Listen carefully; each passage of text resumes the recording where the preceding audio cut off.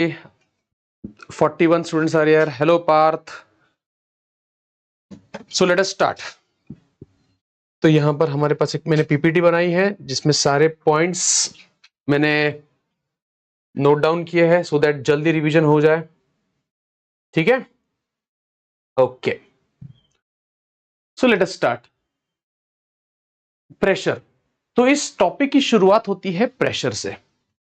Okay, तो क्या होता है लिक्विड का प्रेशर या किसी भी फ्लूइड का प्रेशर क्या होता है? तो हम सबको पता है कि ये जो लिक्विड है, लिक्विड का जो वेट होगा वो इस सरफेस पे एक्ट होगा. That is the weight of the liquid, that is mg, है ना. और this weight is nothing but the force on the surface and force upon ये एरिया हो जाएगा pressure and that is called as the gauge pressure. Gauge pressure, that is force upon area. Force is the weight upon area. तो वो solve करके आ जाता है rho g H, या आप इसको एच रो जी ऐसा भी बोल सकते हो. ठीक है, रो जी एच या फिर एच रो जी. इसे गेज प्रेशर कहते हैं. This is the gauge pressure. Gauge pressure. Okay, ये एटमॉस्फेरिक प्रेशर नहीं होता है. एटमॉस्फेरिक प्रेशर इसके ऊपर से लगता है. Atmospheric pressure, it is because of the air molecules. Atmospheric pressure.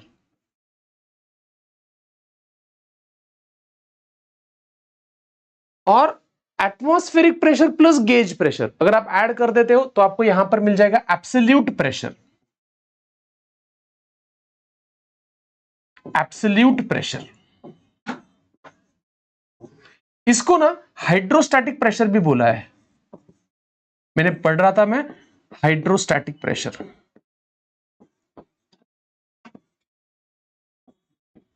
It is the addition of gauge pressure and atmospheric pressure. इसको हम बोलेंगे प्रेशर गेज. इसको सिंपली लिक्विड की वजह से प्रेशर बोल सकते हैं, plus atmospheric pressure. I hope आपको यह समझ में आ गया.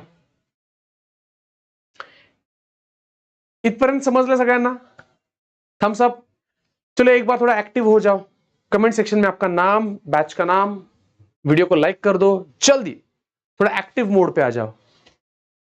विशाल सर एक स्टिंग बोलो तो.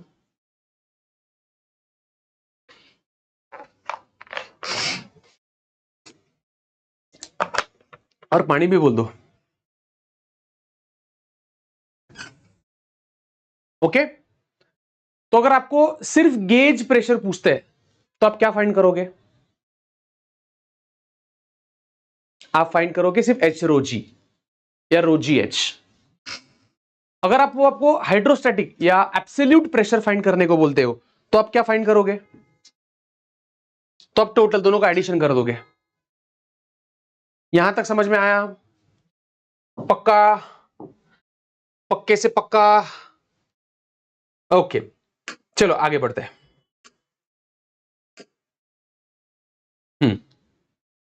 प्रेशर हो गया. ओके, ये जो प्रेशर है, एक काम करता हूं मैं ना, ये स्क्रीन पे लेता हूं, यहां पढ़ते हैं. हाँ, तो ये जो प्रेशर होता है ना बच्चों, ये प्रेशर सिर्फ हाइट, लिक्विड की जो हाइट है उस पर डिपेंड करता है एच. लिक्विड की जो डेंसिटी है रो, उस पर डिपेंड करता है ये प्रेशर. और acceleration due to gravity G. बस ये तीन ही फैक्टर्स पे ये प्रेशर डिपेंड करता है. That is rho g h. Rho g h. It do not depend, this pressure, this gauge pressure do not depend on the shape of the vessel. तो आप सोच रहे हो सर ये पतला है, आपको नहीं दिख रहा होगा बट ये पतला है, ऐसा है, इधर देखो. तो आपको लगेगा सर यहां प्रेशर कम है, ऐसा कुछ नहीं है. सर ये बहुत जाड़ा है तो यहां ज्यादा प्रेशर होगा, ऐसा कुछ नहीं है. हाइट पे डिपेंड करता है सिर्फ. अगर वेसल ऐसा हो या फिर वेसल ऐसा हो, अगर दोनों में लिक्विड सेम हाइट पे है तो दोनों में प्रेशर सेम होगा बॉटम मोस्ट पॉइंट पे. आपको ये डायग्राम दिख रही है अच्छे से? यहां पर आप देख सकते हो कि लेट अस से ये शेप ऐसा है, तो इधर से फोर्स लग रहा है यहां से फोर्स लग रहा है, डजंट मैटर, बट यहां पर उतना ही प्रेशर होगा जितना प्रेशर यहां पर है, और उतना ही प्रेशर यहां पर है। तो इसके ऊपर क्वेश्चन आ सकता है कि शेप ऑफ द वेसल पे प्रेशर डिपेंड करेगा क्या? तो शेप ऑफ द वेसल पे प्रेशर डिपेंड नहीं करेगा। बात समझ में आई आपको? पक्का? ओके, तो मेरा क्वेश्चन है, उसका आंसर देने की कोशिश करो। मुझे बताओ, मेरे पास एक वेसल है जिसके अंदर यहां तक लिक्विड भरा हुआ है, और मेरे पास ऐसा एक वेसल है, उसके अंदर भी वहीं तक लिक्विड भरा हुआ है। मेरा क्वेश्चन है, ज्यादा फोर्स किसके बॉटम पे होगा? ज्यादा फोर्स किसके बॉटम पे होगा, ए के बॉटम पे या बी के बॉटम पे?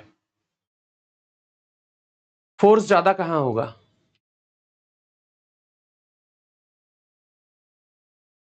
बताओ। अगर आपका आंसर है सर सेम फोर्स होगा, तो यह गलत है। फोर्स सेम नहीं होगा, प्रेशर सेम होगा, because force depends on pressure into area, area पे भी डिपेंड करता है, but pressure depends only on rho g h. Height same है तो प्रेशर सेम होगा, बट बेस एरिया अलग अलग है ना। यहां बेस एरिया ज्यादा है, यहां बेस एरिया ज्यादा होने की वजह से यहां फोर्स ज्यादा होगा।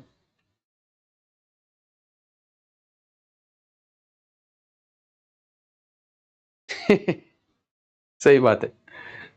यस पूर्वेश सर, वो थोड़ा ठीक है। चलो आगे बढ़ते हैं। तो आगे मेरे पास है, ओके, तो ये डिफरेंस सबको समझ में आ गया? The difference between atmospheric pressure, gauge pressure, absolute pressure, hydrostatic pressure. कितने लोगों को समझ में आ गया? हाथ ऊपर करो, या फिर रिपीट वापस एक बार बोलूं? बोलना ही फिर से एक बार। तो एटमॉस्फेरिक प्रेशर, ये डायरेक्ट एटमॉस्फेयर एक्सर्ट करता है, air molecules. Gauge pressure is the liquid pressure, ये रो जी एच होता है।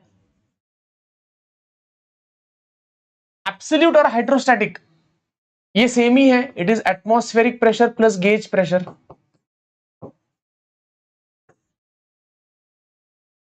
तो मुझे बताओ, अगर मैं ऐसा रिलेशन देता हूं, this is atmospheric pressure A, this is gauge pressure B, and this is hydrostatic pressure या एब्सोल्यूट प्रेशर सी। इन तीनों में सबसे ज्यादा कौन सा होगा? इन तीनों में सबसे ज्यादा कौन सा होगा?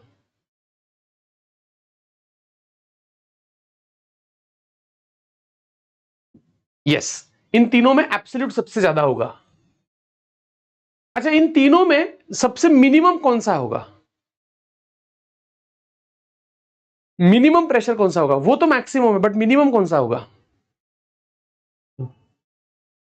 यस, वो डिसाइड नहीं कर सकते, क्योंकि ये तो फिक्स है, इट इज 1 × 10⁵ बट जो गेज प्रेशर होता है वो होता है rho g h, rho g H.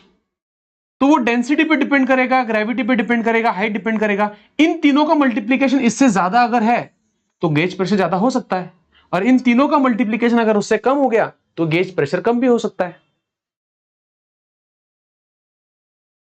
समझने की कोशिश करो, समझ में आ रहा है हाँ या ना? जल्दी कमेंट सेक्शन में एक्टिविटी बढ़नी चाहिए, जल्दी आगे बढ़ते। सो पानी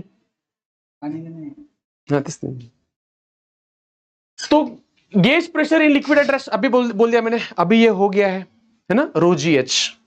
ये वैल्यू याद रखो, rho g h. Okay, Pascal's law. तो पास्कल्स लॉ क्या है? पास्कल कहते हैं कि अगर आपके पास एक ग्रेविटी फ्री, जहां ग्रेविटी नहीं है,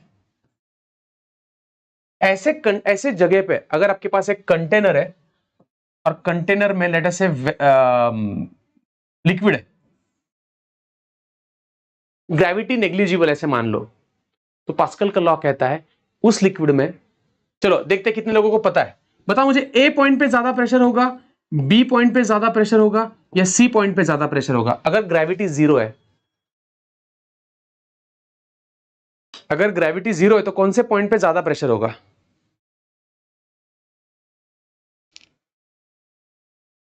तो इसका आंसर है वही पास्कल्स लॉ है, अगर ग्रेविटी जीरो है तो तीनों पॉइंट पे प्रेशर सेम होगा, इक्वली डिस्ट्रीब्यूट होता है, प्रेशर इक्वल होता है। लेकिन अगर मेरे पास ग्रेविटी जीरो नहीं है और मेरे पास एक क्लोज्ड वेसल में लिक्विड है, पूरा पैक है, पूरा क्लोज है, ठीक है, और इसके अंदर लेटर से लिक्विड है, इसके अंदर में अपने पास लिक्विड है, और यहां से मैं फोर्स लगा रहा हूं F, तो मुझे बताओ ज्यादा प्रेशर कहां पर चेंज होगा? A पॉइंट पे चेंज होगा, B पॉइंट पे चेंज होगा, या C पॉइंट पे चेंज होगा? अगर एक एनक्लोज लिक्विड में मैं फोर्स लगाता हूं तो किस पॉइंट पे ज्यादा प्रेशर चेंज होगा? बताओ। Yes, Satyam, Manasvi, Pratiksha, Purvesh, Rutuja.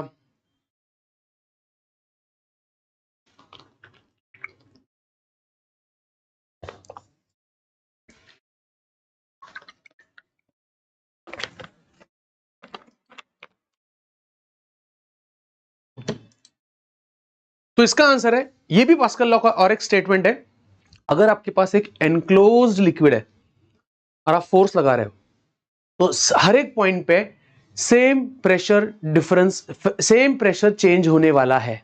It do not depend on area anything, even if there is gravity. अगर आपके पास एनक्लोज्ड है और आप प्रेशर चेंज कर रहे हो किसी पॉइंट पे, तो वही प्रेशर सारे पॉइंट्स पे चेंज होगा, तो प्रेशर का चेंज ये तीनों पॉइंट पे सेम होने वाला है।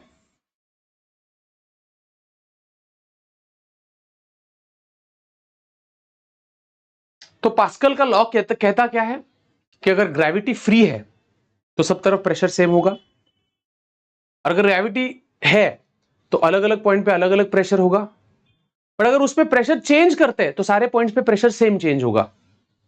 मान लो ग्रेविटी है, ग्रेविटी है, okay, gravity is not zero. अब मुझे बताओ ए पॉइंट पे प्रेशर ज्यादा होगा, बी पॉइंट पे ज्यादा होगा, या सी पॉइंट पे ज्यादा होगा? ग्रेविटी है, अब ज्यादा प्रेशर कहां होगा?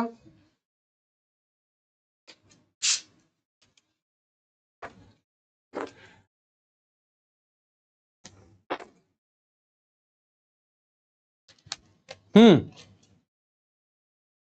हम्म त्यांना माहितच नाही त्या सोडून म्हणून,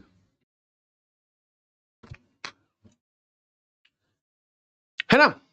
तो अगर ग्रेविटी जीरो नहीं है तो सी पॉइंट पे सबसे ज्यादा प्रेशर होगा, मैक्सिमम, यहां मिनिमम प्रेशर होगा।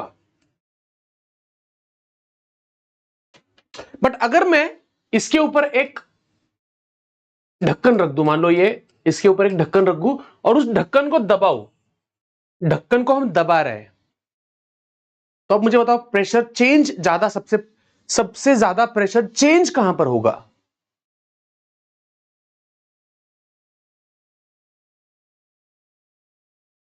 तो उसका आंसर है तीनों पॉइंट पे प्रेशर का चेंज सेम होगा।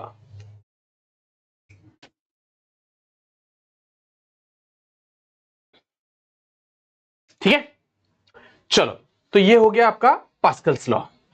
पास्कल्स लॉ पे ये एक एप्लीकेशन है, और एप्लीकेशन का नाम आपको पता है, hydrostatic pressure, hydrostatic, hydraulic press, pneumatic press. ये ना न्यूमेटिक तो नहीं, बट हाइड्रोलिक प्रेस, ये थोड़ा सा आर्किमिडीज पास्कल्स लॉ पे डिपेंड करता है। कैसे, देखो, अगर मैं ये लिक्विड को एनक्लोज कर दूं, ये एनक्लोज लिक्विड है, मतलब बंद है, और यहां पर अगर मैं फोर्स लगा रहा हूं,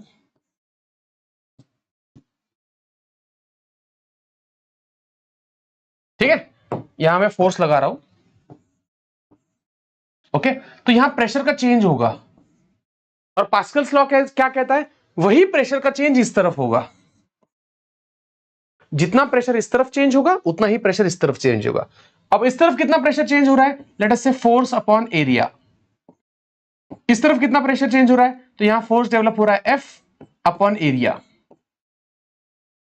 तो अगर आप ये एरिया उधर लेके जाते हो तो आपको फोर्स मिलेगा A upon A into F। तो आप देख सकते हो क्योंकि ये एरिया बड़ा है तो this upon small area this will be a value greater than 1। तो हमें जो फोर्स मिलेगा वो इस F के मल्टीपल्स में मिलेगा। तो अगर आप यहां 10 न्यूटन फोर्स लगा रहे हो तो ये पॉसिबल है कि यहां हम 100 न्यूटन फोर्स डेवलप कर सके। बस आपको यहां का एरिया 10 टाइम्स बड़ा करना है। तो एक जहां आप फोर्स लगा रहे हो वहां पर कम एरिया रखो और जहां पर आपको ज्यादा फोर्स चाहिए वहां का एरिया ज्यादा रखो, आपको ज्यादा फोर्स मिलेगा। मेरा क्वेश्चन है, इस हाइड्रोलिक प्रेस में जहां एरिया मान लो यहां पर एरिया ए है, यहां पर एरिया 2a है, ये पॉइंट है P और ये पॉइंट है Q। ज्यादा प्रेशर यहां कहां क्रिएट हो रहा है? ए P पॉइंट पे ज्यादा प्रेशर क्रिएट हो रहा है या Q पॉइंट पे ज्यादा प्रेशर क्रिएट हो रहा है? जल्दी बताओ। ज्यादा प्रेशर कहां क्रिएट हो रहा है?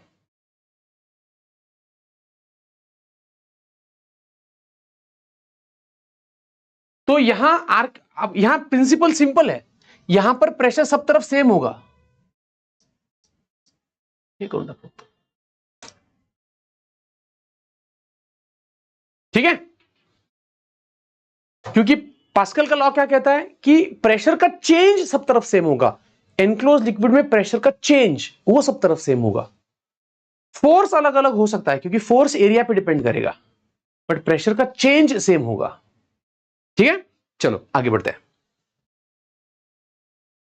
तो ये हमारे पास है बहुत ही ज्यादा इंपॉर्टेंट, एक मिनट, बहुत बच्चे इससे डरते हैं, द आर्किमिडीज प्रिंसिपल। कितने लोगों को आता है, पता है Archimedes principal? Yes, Archimedes principal कितने लोगों को पता है? हाथ ऊपर करो कमेंट सेक्शन में।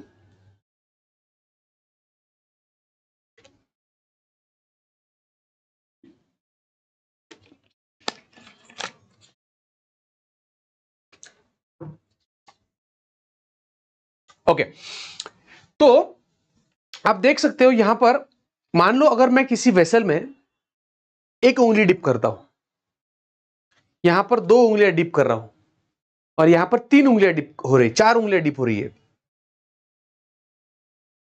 तो तीनों केस में आप देख सकते हो कि अलग अलग वॉल्यूम ऑफ वाटर डिस्प्लेस होगा।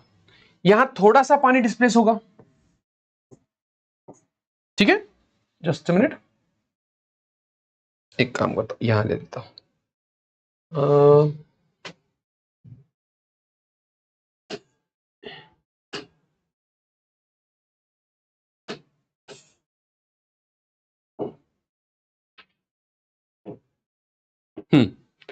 तो यहां पर जो वॉल्यूम डिस्प्लेस होगा वो ज्यादा नहीं होगा, वो थोड़ा सा वॉल्यूम डिस्प्लेस होगा। यहां और ज्यादा वॉल्यूम डिस्प्लेस होने वाला है ना, और सबसे ज्यादा वॉल्यूम यहां डिस्प्लेस होगा, आप देख सकते हो। बस यहीं से आपको एक हिंट मिल गई होगी कि अगर मैं न्यूटन के थर्ड लॉ के टर्म्स में बात करता हूं, to every action there is reaction, तो पानी के ऊपर ज्यादा एक्शन कौन से केस में हो रही है? मैं थोड़ा इजी लैंग्वेज यूज कर रहा हूं, आपको समझ में आया ऐसी लैंग्वेज यूज कर रहा हूं। ज्यादा एक्शन किस केस में? तो इस केस में ना, तो रिएक्शन भी इसी केस में ज्यादा लगनी चाहिए। तो आर्किमिडीज प्रिंसिपल कहता है कि अगर आप किसी लिक्विड को डिस्प्लेस करते हो तो जितना लिक्विड आप डिस्प्लेस कर रहे हो, the weight of the liquid displaced is equals to the upthrust force experienced by the displacing body. अगर मैं कुछ लिक्विड डिस्प्लेस कर रहा हूं तो जितना लिक्विड डिस्प्लेस होगा एग्जैक्ट उतना ही फोर्स वो जो डिस्प्लेस कर रहा है उसके ऊपर लगेगा। तो वेट क्या होता है? वेट होता है mg, किसका? लिक्विड का। और मास क्या होता है? वॉल्यूम, जो कि अंदर है, जो सब्सटेंस हमने अंदर डाला है उसका volume, density of the liquid into g. तो अपथ्रस्ट फोर्स का फॉर्मूला आप लर्न करोगे V sigma g. V sigma g, comment section में लिखो V सिग्मा जी, लर्न हो जाएगा आपका। बट ये वॉल्यूम, एक चीज याद रखना, अगर फॉर एग्जांपल मेरे पास एक वेसल है और इसके अंदर मान लो मैं कोई चीज इंसर्ट कर रहा हूं, फॉर एग्जांपल ये पेन डाल रहा हूं, ये पेन डाल दिया इसके अंदर मैंने, तो जितना पेन उसके अंदर गया बस वही वॉल्यूम कंसीडर करना है, ना आपको पूरा वॉल्यूम कंसीडर पेन का करना है, ना पूरा लिक्विड का करना है। जो वॉल्यूम उसके अंदर गया है उतना ही वॉल्यूम आपको कंसीडर करना है। ये याद रहेगा। यस, चलो। तो अब थ्रस्ट फोर्स का फॉर्मूला हमें आ गया, volume inside the liquid, volume of the body inside the liquid, या फिर इसको हम बोलेंगे volume immersed, density of the liquid into g. एक सिंपल फॉर्मूला है, ठीक है। ओके, तो आगे बढ़ते हैं।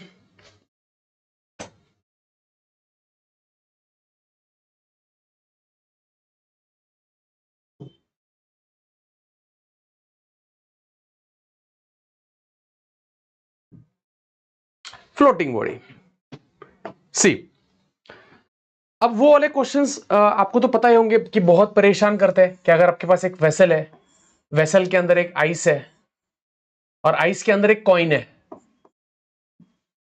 और ये आइस अगर मेल्ट हो जाता है, ये आइस अगर मेल्ट हो जाता है तो वो कॉइन बाद में डूब जाएगा ना, फिर वाटर की लेवल बढ़ेगी या वाटर की लेवल कम होगी?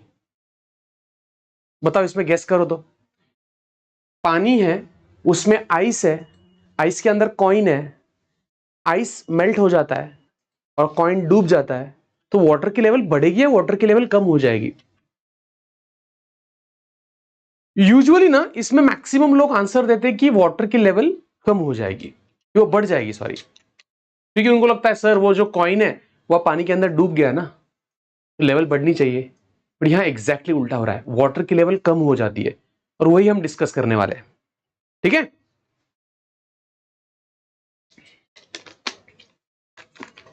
आप सबको समझ में आ रहा है? थम्स अप एक बार यार सब लोग कमेंट सेक्शन में आपका आंसर दे दो, समझ में आ रहा है हाँ या ना। थोड़े स्माइलीज डाल दो जल्दी, फास्ट। ओके, आगे बढ़ते हैं। तो फ्लोटिंग बॉडी, एक एक करके अगर बॉडी फ्लोट हो रही है तो क्या करना है, और बॉडी अगर डूब जा रही है तो क्या करना है, मैं आपको बताता हूं। मान लो आपके पास एक लिक्विड है, लिक्विड की डेंसिटी सिग्मा है, और उसमें बॉडी एक फ्लोट कर रही है, तो उसका कुछ पार्ट पानी के अंदर है। This is volume inside, total volume V लेते हैं, V total, and this is volume outside, volume outside. तो तीन वॉल्यूम्स है और इसके ऊपर क्वेश्चन आते हैं कि what is the fraction inside, what is the fraction outside, है ना। What is the fraction inside, 1/4 है, 2/4 है, 3/4 है, what is the fraction outside, इसके ऊपर क्वेश्चन आते हैं। तो जब बॉडी फ्लोट कर रही है तो याद रखना उसके ऊपर उतना ही अपथ्रस्ट फोर्स लगता है जितना उसका वेट है। क्या बोला मैंने? जब बॉडी फ्लोट करती है तो अपथ्रस्ट फोर्स किसके बराबर होता है? कमेंट सेक्शन में लिखो, अपथ्रस्ट फोर्स किसके बराबर होता है? वेट के बराबर होता है। चलो इसके ऊपर एक क्वेश्चन पूछ लेता हूं। मान लो मेरे पास दो वेसल्स हैं, यहां पर 1 किलो का मेरे पास है प्लास्टिक, और यहां पर मेरे पास है 1 किलो का रबर, या 1 किलो वुड है, 1 किलो वुड है और 1 किलो प्लास्टिक है। मुझे बताओ ज्यादा अपथ्रस्ट फोर्स किस पे लगेगा, वुड पे या प्लास्टिक पे? वुड पे ज्यादा अपथ्रस्ट लगेगा या प्लास्टिक पे लगेगा?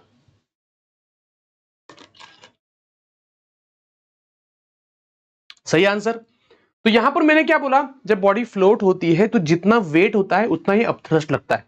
तो यहां पर दोनों का वेट mg, मास दोनों का सेम है, जी दोनों के लिए सेम है, तो वेट भी दोनों का सेम होगा, उतना ही अपथ्रस्ट लगेगा, कि दोनों केस में सेम अपथ्रस्ट लग रहा है, 1 किलो वुड हो या 1 किलो प्लास्टिक हो। आदिति ने सही आंसर दिया है, ऋतुजा का शायद गलत हो गया है। बात समझ में आई आप लोगों को? चलो गुड। तो कुछ फॉर्मूले आपको पता होने चाहिए, इसके ऊपर मैं फॉर्मूलेस दे रहा हूं, देख लो बच्चों। हाँ, तो अपथ्रस्ट फोर्स होता है volume inside density of liquid into g is equal to weight, weight होता है mass of the body into g, weight होता है mg ना, तो g से g गया, तो volume inside is equals to mass of the body upon density of the liquid. ये शॉर्टकट फॉर्मूला आपको याद रखना है। जब बॉडी फ्लोट करती है, पार्थ, ऋतुजा, क्या बोला मैंने सर स्टार्ट होणार कितनी टाइम घेना लेक्चर, स्टार्ट होकर कितना टाइम हो गया लेक्चर? बेटा कुछ नहीं हुआ है, आप देखो इसके आगे। बहुत इंपॉर्टेंट टॉपिक बाकी है अभी। ये फॉर्मूला लर्न करना है। अगर बॉडी फ्लोट कर रही है, बस उसी केस में ये फॉर्मूला यूज करोगे आप, मास of the body upon density of the liquid. Learn करो, कमेंट सेक्शन में लिखो, मार्क्स चाहिए पूरे तो लिखो। अगर बॉडी फ्लोट कर रही है तो volume inside is mass of the body upon density of the liquid. तो मेरा क्वेश्चन है आप लोगों से, अगर मेरे पास दो लिक्विड्स है, मेरे पास दो लिक्विड है, एक लिक्विड है जिसकी डेंसिटी है 1000 और दूसरा लिक्विड है जिसकी डेंसिटी है 1200, दोनों में मैं प्लास्टिक डाल रहा हूं, दोनों में मैं प्लास्टिक डाल रहा हूं। या फिर एक काम करते हैं, इसमें मैं डालूंगा प्लास्टिक और इसमें मैं डालूंगा वुड, और 1 किलो है, 1 किलो, बट इसकी डेंसिटी 1000 है और इसकी डेंसिटी 1200 है। ये प्लास्टिक है, ये वुड है। मुझे बताओ ज्यादा वॉल्यूम किसमें डिस्प्लेस होगा? ज्यादा वॉल्यूम किसमें डिस्प्लेस होगा बताओ?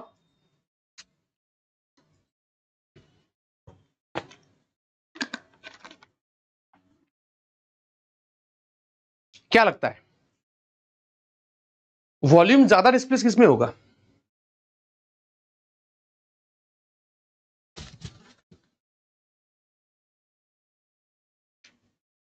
अच्छा, क्या वो प्लास्टिक और वुड पे डिपेंड करेगा? तो नहीं। तो मैंने क्या बोला? मास of the body, density of the body नहीं बोला मैंने, मास ऑफ द बॉडी बोला। और दोनों का सेम है, 1 किलो 1 किलो, तो मास ऑफ द बॉडी सेम है। तो जहां डेंसिटी ऑफ लिक्विड कम होगा वहां ज्यादा वॉल्यूम डिस्प्लेस होता है। जहां लिक्विड का डेंसिटी कम होगा वहां वो बॉडी ज्यादा अंदर घुसेगी, क्योंकि डेंसिटी वीक है ना, मतलब लिक्विड की डेंसिटी कम है ना, तो मास ज्यादा अंदर घुसेगा, तो इसमें ज्यादा वॉल्यूम डिस्प्लेस होगा एज कंपेयर टू उसमें, क्योंकि यहां डेंसिटी कम है।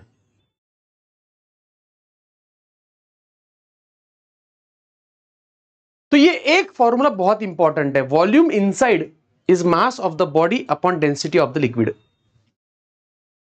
यहां पे मैं आपको और एक शॉर्टकट फॉर्मूला देता हूं, volume inside is equal to mass of the body upon density of the liquid. Mass को लिख सकते हैं volume into density of the body, this is the total volume. तो ये वॉल्यूम उधर जाएगा, तो volume inside upon total volume is density of body upon density of liquid. Relative density आ गई। तो this is the fraction which is inside. अगर exam में क्वेश्चन आ गया कि कितना वॉल्यूम अंदर है, अगर कोई बॉडी फ्लोट कर रही है कितना वॉल्यूम अंदर है, तो shortcut formula density of body upon density of liquid. और वो लिक्विड अगर पानी है तो उसको हम बोलेंगे रिलेटिव डेंसिटी। तो मुझे बताओ, पानी में अगर मैंने ऐसा सब्सटेंस डाल दिया जिसकी डेंसिटी 500 है, तो कितना फ्रैक्शन अंदर होगा?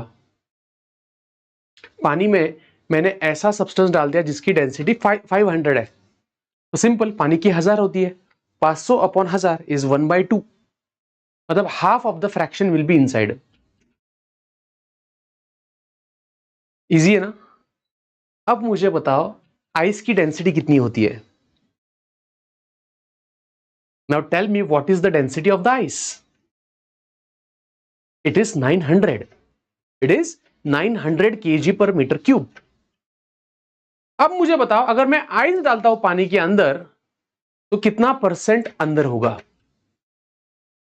What percent will be inside? तो 900 अपॉन 1000 वो हो जाएगा 90%। 9 अपॉन 10 हो जाएगा ना, दैट इज 0.9। फॉर्मूला इजी है। तो कितना फ्रैक्शन बाहर होगा, अगर इतना फ्रैक्शन अंदर है तो कितना फ्रैक्शन बाहर होगा, तो दैट द फ्रैक्शन आउटसाइड, उसका डायरेक्ट शॉर्टकट फॉर्मूला है fraction outside is 1 minus density of body upon density of liquid, this is fraction outside. और फ्रैक्शन इनसाइड उसका डायरेक्ट फॉर्मूला है density of body upon density of liquid. ये रहा important formula. ये दो important formula है, ये फॉर्मूला है फ्रैक्शन आउटसाइड का और ये फॉर्मूला है फ्रैक्शन इनसाइड का। समझ में आ रहा है बच्चों? चलो फिर जल्दी से वीडियो को एक लाइक मारो। यहां तक समझ में आया, नहीं समझ में आया, कितना समझ में आया, अच्छा समझ में आया, थोड़ा फास्ट करूं स्लो करूं, क्या लगता है आपको? चलो चलो चलो जल्दी। ये तो एक नहीं,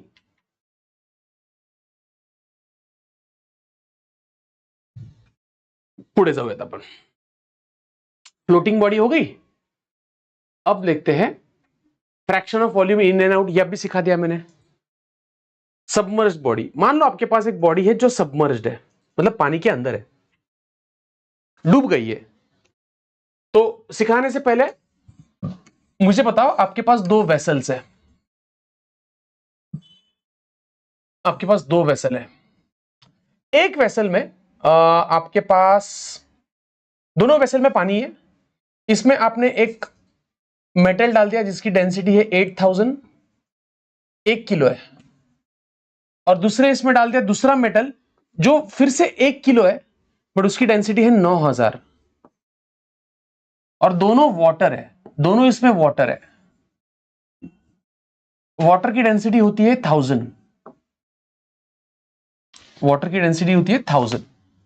my question to all of you is, ज्यादा अपथ्रस्ट फोर्स किस ब्लॉक को लगेगा, ए या बी? ज्यादा अपथ्रस्ट फोर्स किस पे लगेगा, ए या बी?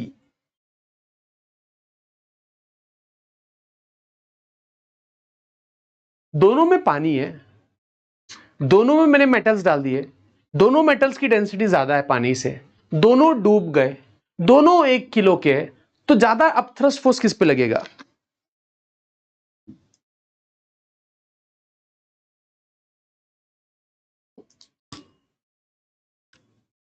तो इसका आंसर है दोनों पे अलग अलग अपथ्रस्ट फोर्स लगने वाला है।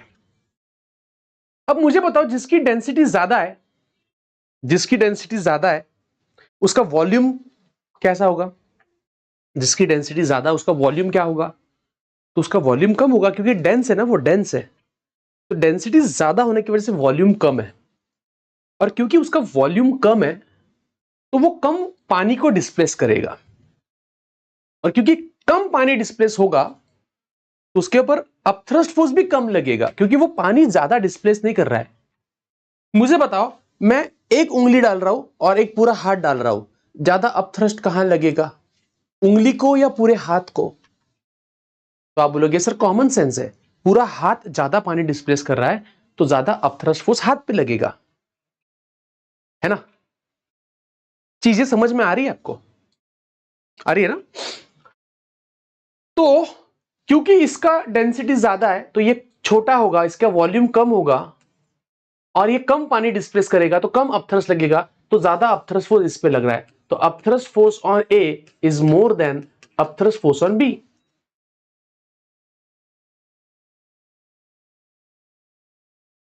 आई hope you are getting the concepts. Okay, चलो, तो इसका कॉन्सेप्ट कैसा है, मतलब इसको समझते कैसे है, इसको याद कैसे रखना है सर? तो इधर देखो बच्चों, जब पूरी की पूरी बॉडी अंदर होती है, जब पूरी की पूरी बॉडी अंदर होती है, जब पूरी की पूरी बॉडी अंदर चले जाती है, तो सबसे पहला रूल, तो density of the body should be more than density of the liquid, no doubt in it. Body की डेंसिटी ज्यादा ही होनी चाहिए लिक्विड से, है ना? सेकेंड केस, जो अपथ्रस्ट फोर्स होगा वो कितना होगा? तो अपने पास फॉर्मूला है volume of the body inside, density of the liquid चाहिए हमें, इंटू जी। बट ये जो वॉल्यूम है ये पूरा बॉडी का वॉल्यूम है, पूरा का पूरा वॉल्यूम है, तो वो वॉल्यूम हम फाइंड कर सकते हैं। वॉल्यूम इनसाइड, वॉल्यूम होता है mass of the body upon density of the body into density of the liquid into g. So this is the upthrust force. So which is upthrust force is equals to mass of the body into g into density of liquid upon density of body. So this is the upthrust force। और क्योंकि density of body ज्यादा है, density of liquid कम है, तो ये value numerator कम है, denominator ज्यादा है, तो ये जो रेशियो है ये 1 से छोटा है। और क्योंकि ये रेशियो 1 से छोटा है, upthrust force will be less than gravity, less than the weight. क्योंकि अपथ्रस्ट फोर्स ये वेट से कम हो जाएगा, अपथ्रस्ट फोर्स वेट से कम है, तो मेरा सवाल है क्या वो बॉडी ऊपर जाएगी? फिर से एक बार, डेंसिटी ऑफ लिक्विड कम है, डेंसिटी ऑफ बॉडी ज्यादा है, क्योंकि वो सबमर्ज हो रहा है मतलब डेंसिटी ऑफ बॉडी ज्यादा है। क्योंकि डेंसिटी ज्यादा है, डिनोमिनेटर ज्यादा है, तो ये फ्रैक्शन 1 से छोटा हो गया। तो 1 से छोटा हो गया मतलब अपथ्रस्ट फोर्स mg से छोटा हो गया, मतलब ऊपर लगने वाला फोर्स ये कम हो गया, नीचे लगने वाला फोर्स ज्यादा है।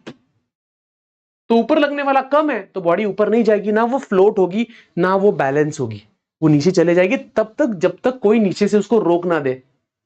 अब क्योंकि वो बॉडी रुक रही है मतलब नीचे से कोई तो नॉर्मल रिएक्शन लगा रहा है,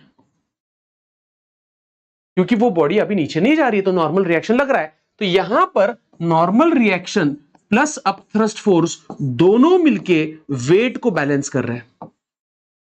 तो यहां पर आप नॉर्मल रिएक्शन फाइंड कर सकते हो। तो normal reaction plus upthrust, thrust का फॉर्मूला क्या है ये यहां पर weight into density of liquid upon density of body is equal to weight. तो यहां पर इसको इधर लेके जाओ, आप नॉर्मल रिएक्शन भी फाइंड कर सकते हो अगर एग्जाम में क्वेश्चन आता है तो।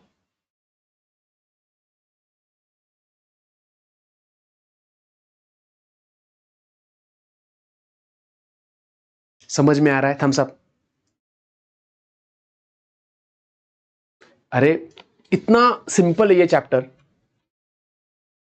आपको सिर्फ यार करना कुछ नहीं, सिर्फ सब छोड़ के फोकस करना है। It is possible. हाँ चलो गुड।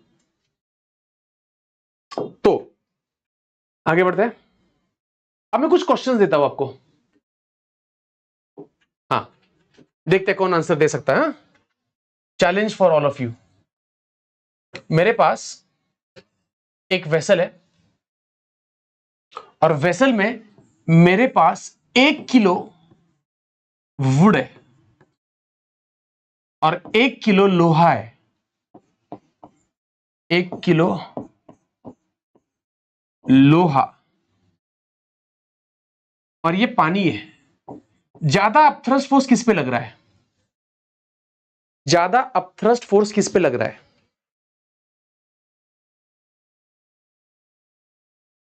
ज्यादा अपथ्रस्ट फोर्स किस पे लग रहा है?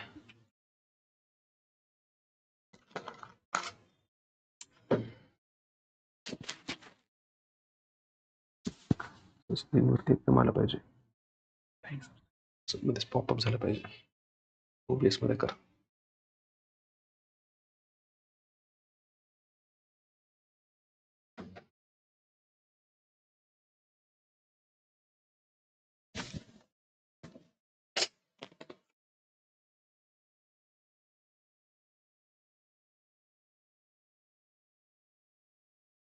तो इसका आंसर है इस पे ज्यादा अपथ्रस्ट फोर्स लगेगा, वुड पे ज्यादा लगेगा, क्योंकि पूरा का पूरा वुड फ्लोट कर रहा है। मतलब वुड पे लगने वाला फोर्स ये 1 किलो वेट के बराबर है।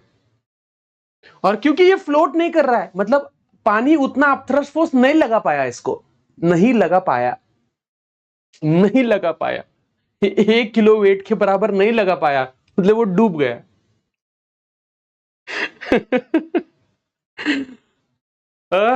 सिद्धि, अरुणा, अदिति, साक्षी, सार्थक, ये सही आंसर दे रहे। ओके, चलो बहुत बढ़िया। चलो मेरे पास और एक क्वेश्चन है। मेरे पास एक लिक्विड है, लिक्विड के अंदर मेरे पास 4 सब्सटेंस है। 1 किलो प्लास्टिक जिसकी डेंसिटी है 400, 1 किलो लकड़ी जिसकी डेंसिटी है 600, 1 किलो लोहा जिसकी डेंसिटी है 9000 और 1 किलो एल्यूमिनियम जिसकी डेंसिटी है 4000। तो आपको डिसेंडिंग ऑर्डर में लगाना है। सबसे ज्यादा अपथ्रस्ट फोर्स किस पे लगेगा और सबसे कम अपथ्रस्ट फोर्स किस पे लगेगा, डिसेंडिंग ऑर्डर में लगाना है। डिसेंडिंग ऑर्डर में लगाओ, डिसेंडिंग ऑर्डर में लगाओ, लगाओ, मेरे को हिंदी लावा।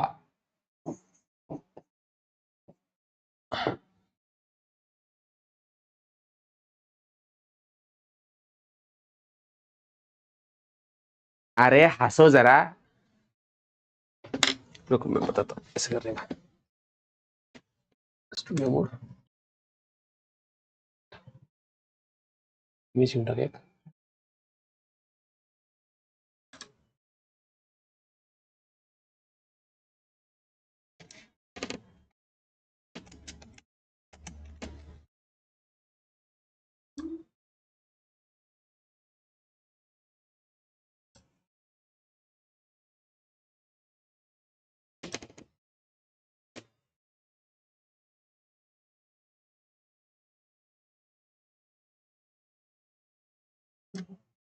क्लिक करना।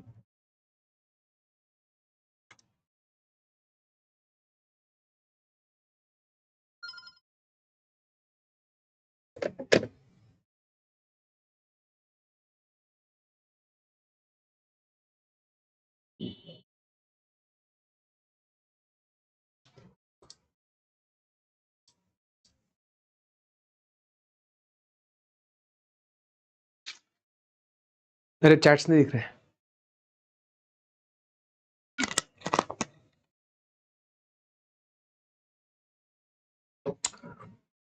चलो देखते हैं इसका आंसर। तो इसका आंसर है सबसे ज्यादा अपथ्रस्ट फोर्स लगेगा, इन दोनों पे सेम लगेगा क्योंकि दोनों फ्लोट कर रहे हैं, मतलब दोनों पे 1 किलोवेट 1 किलोवेट लग रहा है। तो ए और बी पे सेम लग रहा है अपथ्रस्ट फोर्स। इसकी डेंसिटी सबसे ज्यादा है तो सबसे कम वॉल्यूम इसका होगा, तो सबसे कम अपथ्रस्ट फोर्स इसमें लगेगा और ये नंबर आता है ये। तो इसका आंसर ऐसा है A B D C, A B, A equal to B, D C. कशा आहात सर तुम्ही? एकदम टकाटक।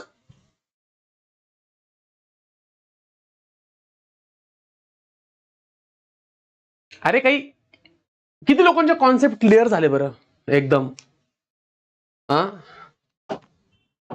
चलो आगे बढ़ते हैं। रिलेटिव डेंसिटी, अब ये कॉन्सेप्ट है ना, बहुत लोगों को नहीं पता यार, फॉर्मूले पता नहीं इसके बहुत लोगों को। ठीक है, चलो मैं आपको बताता हूं इसको जूम कैसे करते हैं। Zoom zoom zoom zoom zoom बाबा। हाँ जूम हो गया। चलो ये देखो, ठीक है, ये फॉर्मूले इंपॉर्टेंट है अपने लिए। डेंसिटी ऑफ रिलेटिव डेंसिटी क्या होती है? तो रिलेटिव डेंसिटी होती है density of the body upon density of water. तो मुझे बताओ आइस की रिलेटिव डेंसिटी क्या होगी? आइस की रिलेटिव डेंसिटी क्या होगी? 900 अपॉन 1000, 0.9। आयन मान लो उसकी डेंसिटी 8000 है तो उसकी रिलेटिव डेंसिटी क्या होगी? 8000 अपॉन 1000 दैट इज 8। अगर कोई बॉडी ना पानी के ऊपर फ्लोट कर रही है ना पानी के अंदर पूरी डूब गई है, पानी के बीच में स्टेबल है, तो उसकी रिलेटिव डेंसिटी कितनी होगी? Option 1 more than 1, option 2 less than 1, option 3 equal to 1, option 3 can not be predicted.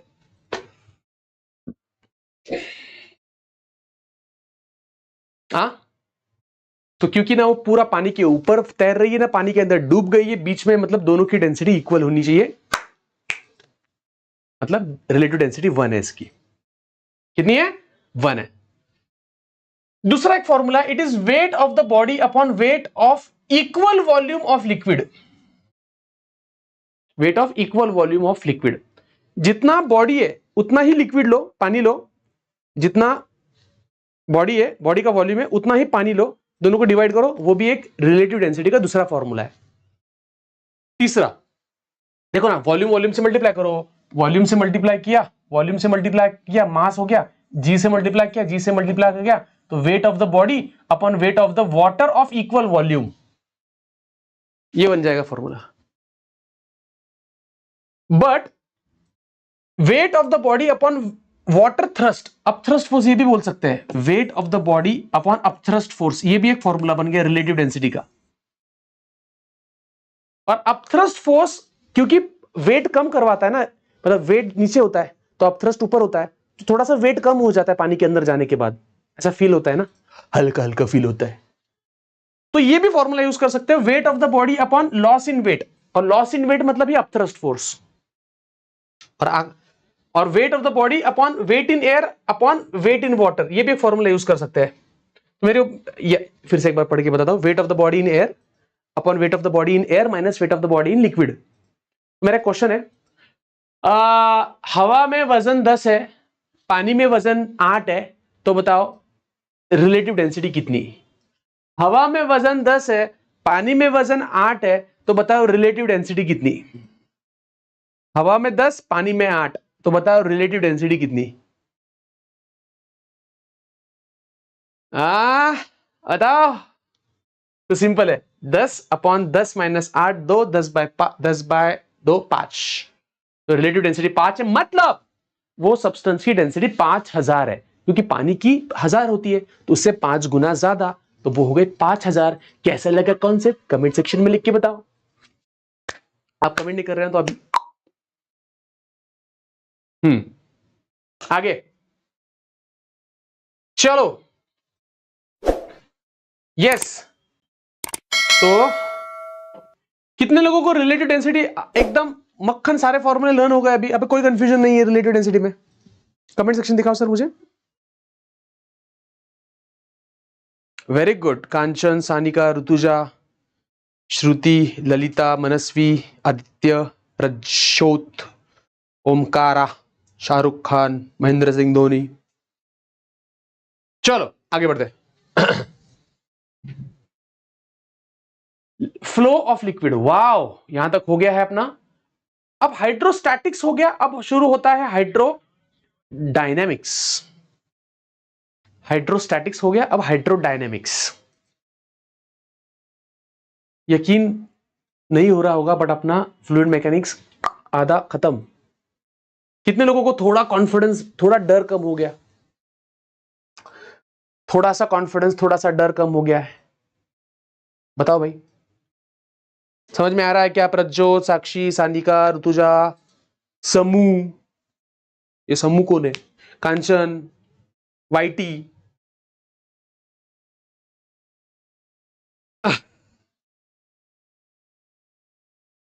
अच्छा आगे बढ़ते हैं। स्ट्रीमलाइन फ्लो, लैमिनर फ्लो, बहुत लोगों को इनका डिफरेंस समझ में नहीं आता। स्ट्रीमलाइन फ्लो और लैमिनर फ्लो में क्या डिफरेंस है? Streamline flow, the streamline flow of liquid is that flow in which each element of the liquid passing through a point travels along the same path and with the same velocity as the preceding element passes through the point। इसका मतलब अगर आपके पास एक pipe है और यहां पर एक पार्टिकल है, इसकी स्पीड है 5 मीटर पर सेकेंड, और यहां पर एक पॉइंट है, इसकी स्पीड है 3 मीटर पर सेकेंड, तो मुझे बताओ क्या ये स्ट्रीमलाइन है? क्या ये फ्लो स्ट्रीमलाइन हो सकता है?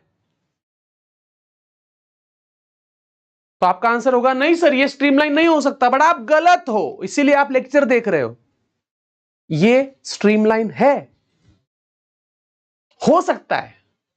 स्ट्रीमलाइन में अलग अलग पॉइंट की वेलोसिटी सेम होना जरूरी नहीं है, बट यहां का पार्टिकल जब यहां जाएगा तब उसकी स्पीड 5 होनी चाहिए। मतलब उस पॉइंट से जो जो पार्टिकल गुजरेगा, जो जो पार्टिकल वहां से जाएगा, उसकी स्पीड 5 होनी चाहिए और उसी डायरेक्शन में होनी चाहिए जो इसकी है, उसको स्ट्रीमलाइन कहेंगे। तो स्ट्रीमलाइन फ्लो में सारे पॉइंट्स की स्पीड सेम होना जरूरी नहीं है, पर किसी भी एक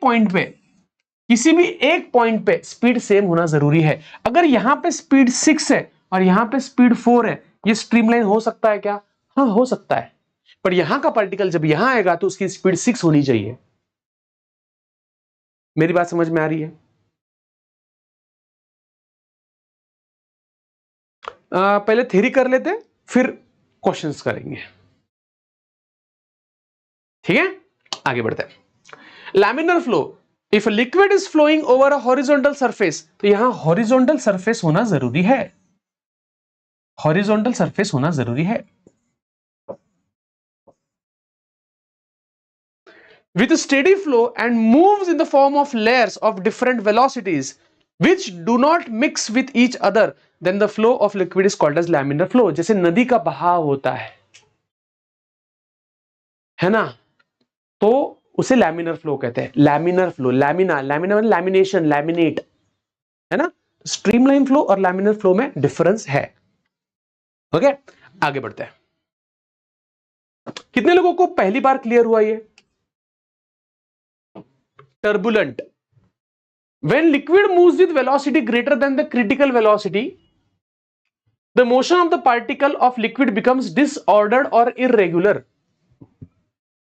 मतलब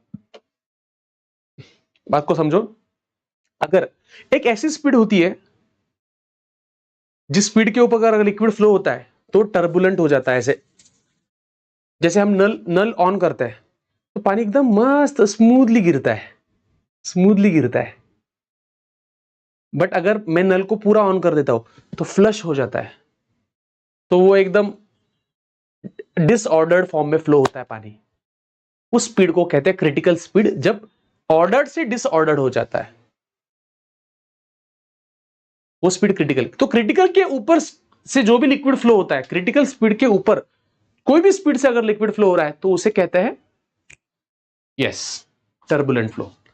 Critical velocity is that velocity of liquid flow up to which its flow is streamlined and above which its flow becomes turbulent. आगे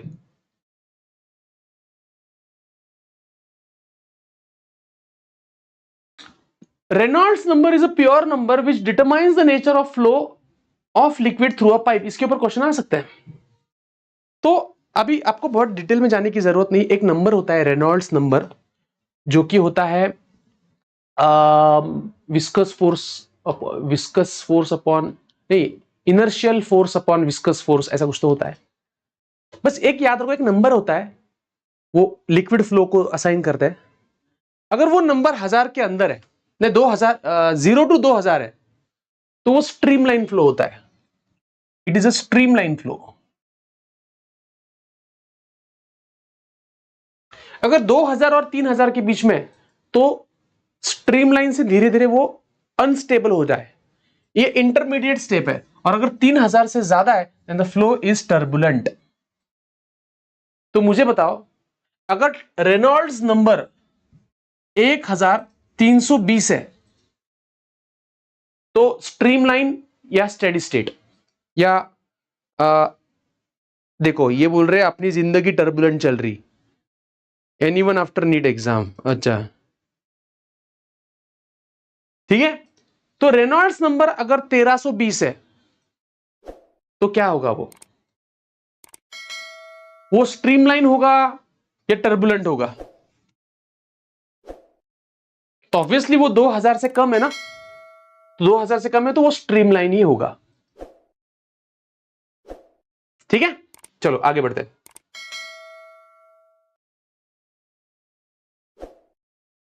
इक्वेशन ऑफ कंटिन्यूटी।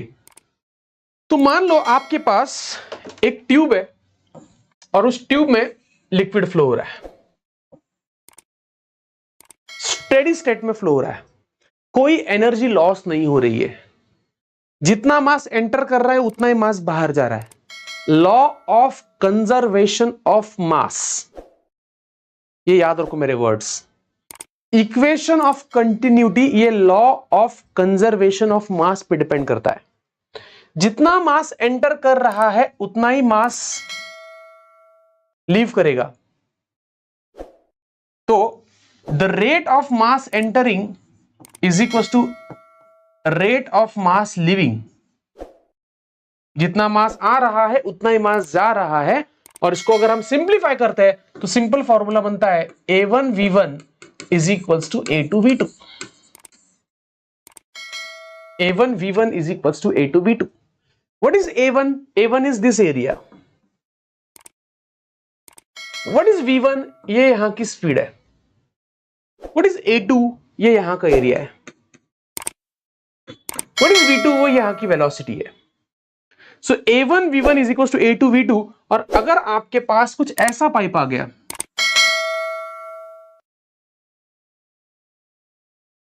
तो यहां पर मान लो स्पीड 5 है, यहां का एरिया 2 सेंटीमीटर स्क्वायर है, यहां पर स्पीड मान लो 3 मीटर्स पर सेकेंड है, और यहां पर एरिया है लेट अस से 1 सेंटीमीटर स्क्वायर, और यहां का एरिया मान लो 2 सेंटीमीटर स्क्वायर है। तो मुझे बताओ यहां की स्पीड कितनी होगी।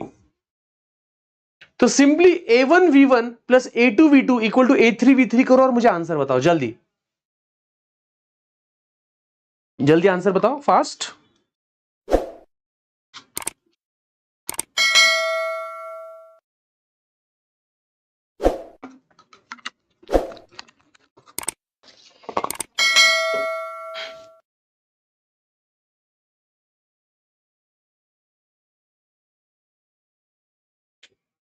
Come on.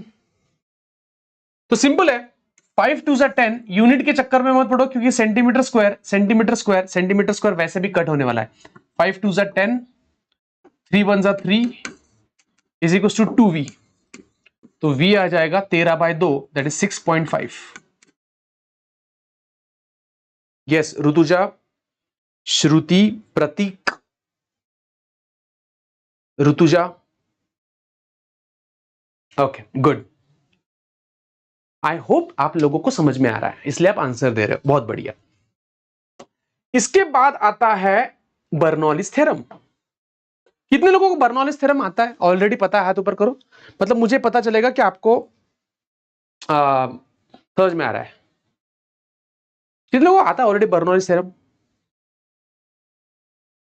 तो बर्नौलीज थ्योरम क्या बोलता है? तो बर्नौली थ्योरम बोलता है कि अगर आपके पास एक स्ट्रीमलाइन फ्लो है,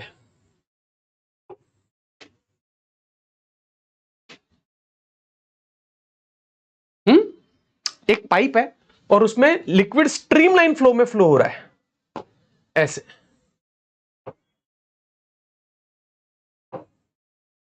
ऐसे स्ट्रीमलाइन फ्लो है, मतलब कोई लॉस ऑफ एनर्जी नहीं है, कोई मिक्सिंग नहीं है, कोई टर्बुलेंट फ्लो नहीं है, पानी एकदम इज्जत में फ्लो हो रहा है, किसी भी पॉइंट की वेलोसिटी कांस्टेंट है, एकदम इज्जत में। ठीक है, मान लो ये ग्राउंड लेवल है, यहां से इसकी कुछ हाइट है जैसे h2, यहां पर वेलोसिटी है v2, यहां का एरिया है a2, दिया है a1, यहां की वेलोसिटी है v1, यहां की हाइट है h1, यहां पर कुछ काइनेटिक एनर्जी होगी ke1, और यहां पर लिक्विड की कुछ काइनेटिक एनर्जी होगी ke2। तो क्या स्ट्रीमलाइन फ्लो है? मेरे क्वेश्चन का आंसर दो। अगर ये स्ट्रीमलाइन फ्लो है तो ज्यादा काइनेटिक एनर्जी कहां पर होगी? अगर ये स्ट्रीमलाइन फ्लो है तो ज्यादा काइनेटिक एनर्जी कहां पर होगी? सेम होगी। स्ट्रीमलाइन फ्लो में काइनेटिक एनर्जी सेम होती है? नहीं होती, नहीं होती। The reason, total energy constant होती है, कोई एक एनर्जी नहीं, क्योंकि यहां पर अपने पास पोटेंशियल एनर्जी भी है ना, यहां पर हमारे पास पोटेंशियल एनर्जी भी है, और इसके साथ साथ हमारे पास और एक एनर्जी है जिसे हम कहते हैं प्रेशर एनर्जी। Pressure energy. तो बच्चों ये तीनों का एडिशन, इसको कहते हैं energy of a flowing liquid. तो kinetic energy plus potential energy plus pressure energy, ये तीन एनर्जी किसी भी फ्लोइंग लिक्विड के कांस्टेंट होते हैं। मतलब एक यूनिट वॉल्यूम अगर हम लेते हैं, एक यूनिट वॉल्यूम मतलब 1 लीटर यहां पर कंसीडर कर रहे हैं, 1 लीटर यहां पर कंसीडर कर रहे हैं, तो वहां का जो 1 लीटर है उसकी पोटेंशियल और यहां का जो 1 लीटर है उसकी पोटेंशियल अलग हो सकती है। वहां का 1 लीटर, यहां का 1 लीटर, उनकी काइनेटिक अलग हो सकती है। वहां का प्रेशर एनर्जी, यहां का प्रेशर एनर्जी 1 लीटर के लिए अलग अलग हो सकता है। बट अगर तीनों का एडिशन करोगे आप तो total energy of a flowing liquid in a streamline flow is constant. और ये जो थ्योरम है बर्नौली का, ये theorem law of conservation of energy पे बेस्ड है। Law of conservation of energy. Equation of continuity किस पे बेस्ड है बताओ? इक्वेशन ऑफ कंटिन्यूटी किस पे बेस्ड है? Law of conservation of mass पे बेस्ड है। और बर्नौलीज थ्योरम किस पे बेस्ड है? बर्नौलीज थ्योरम किस पे बेस्ड है? Law of conservation of energy पे बेस्ड है। पूरा कॉन्सेप्ट क्लियर हो गया? Thumbs up. चलो भाई जल्दी। यस, बहुत बढ़िया। आगे बढ़ते हैं। ओके, बर्नौलीज थ्योरम को अगर हम इसको मतलब इसके कुछ अलग फॉर्म्स देखते हैं तो इसका फॉर्मूला है pressure plus rho g h plus half rho v square is equals to constant. ये एक इंपॉर्टेंट फॉर्मूला है, इसका ज्यादा यूज करेंगे हम। P is the pressure in the liquid, rho g h height, अगर ग्राउंड से कुछ हाइट होगी तो वो लेंगे हम, एक रेफरेंस मानेंगे, और V इज द स्पीड, जिस स्पीड से लिक्विड फ्लो हो रहा है ना। अगर हम इन पूरे इक्वेशन को रो जी से मल्टीप्लाई करते हैं तो P अपॉन रो जी यहां हो जाएगा H और यहां हो जाएगा V square upon 2 rho, V square upon rho g, rho cut हो गया तो V square upon 2G is equal to constant आ जाएगा। इसको बोलते हैं प्रेशर हेड। इसके ऊपर एग्जाम में क्वेश्चन आ चुका है।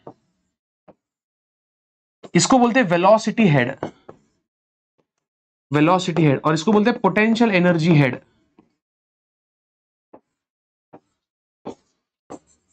एग्जाम में इसके ऊपर क्वेश्चन आ चुका है ये।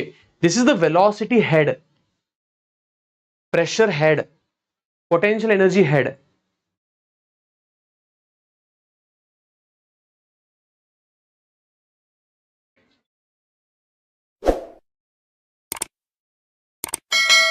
मेरी आवाज नहीं आ रही होगी बट समझ में आ रहा है? Very good. चल, तो इसके ऊपर क्वेश्चंस आ सकते हैं। 2 घंटा में खुद से नहीं होगा फ्लूइड मैकेनिक्स रिवाइज, याद रखो। 2 घंटे, 1.5 घंटे में नहीं होगा। अभी कितने बजे हैं? हाँ, 1 घंटा हो गया। 1 घंटे में फ्लूइड मैकेनिक्स खत्म कर रहा हूं मैं, 1 घंटे में। ठीक है, चलो आगे बढ़ते हैं। हाँ, venturimeter, it is the application of the Bernoulli's theorem. Okay, तो वेंचुरीमीटर क्या होता है? मान लो अपने पास ऐसा एक पाइप है,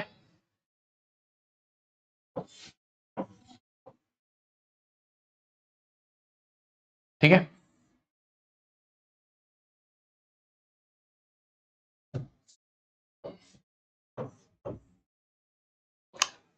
या फिर हम इसको ऐसा भी बना सकते हैं।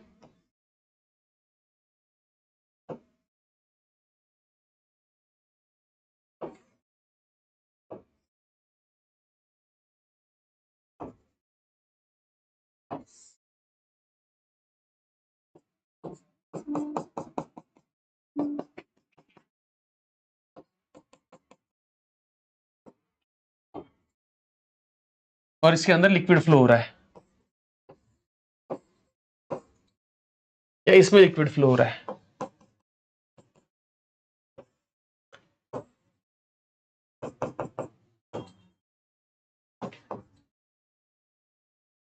तो कॉन्सेप्ट मैं समझाता हूं इसका क्या है। कॉन्सेप्ट इसका ऐसा है कि जहां स्पीड ज्यादा होती है, जहां लिक्विड की स्पीड फ्लो ज्यादा होता है, याद रखना वहां का प्रेशर कम होता है। ये याद रखना, आप समझाने के लिए समय नहीं, रिवीजन चल रहा है। जहां स्पीड ज्यादा होती है समझ लेना वहां प्रेशर कम है। तो यहां और स्पीड ज्यादा कहां होती है? जहां एरिया कम होता है। अगर पाइप का एरिया छोटा है तो आपने देखा होगा, आप जब गाड़ी धोते हो तो पाइप का एरिया कम कर देते हो तो स्पीड बढ़ जाती है। ऐसा पाइप दाबते हो ना अपन, तो एरिया कम कर दिया स्पीड बढ़ेगी, स्पीड कम बढ़ गई प्रेशर कम हो जाएगा, क्योंकि वहां मॉलिक्यूल ज्यादा रुक नहीं पाएंगे ना, वहां से जल्दी निकल जाएंगे। समझो ना, ठीक है। तो अब यहां एरिया कम है, स्पीड ज्यादा, यहां का प्रेशर कम है और यहां का प्रेशर ज्यादा है, तो यहां ये लिक्विड यहां के लिक्विड को अंदर पुश करेगा और यहां एक दूसरा लिक्विड भरा जाता है, इसकी डेंसिटी रो है, इस लिक्विड की डेंसिटी सिग्मा है।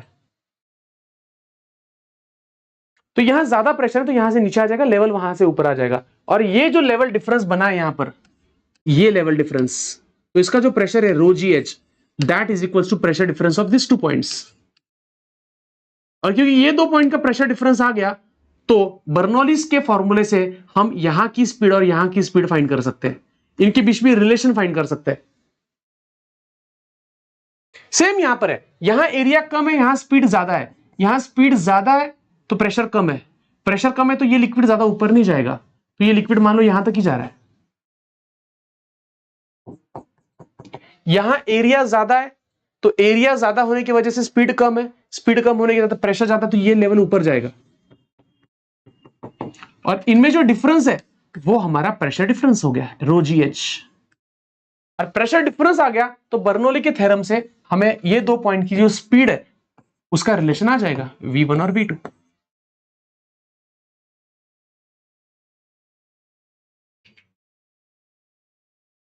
H ग्रेविटेशनल हेड है, हाँ वही वही वही, सॉरी, पिछले इसमें जो H था वो ग्रेविटेशनल हेड था, सॉरी। समझा कि नहीं समझा?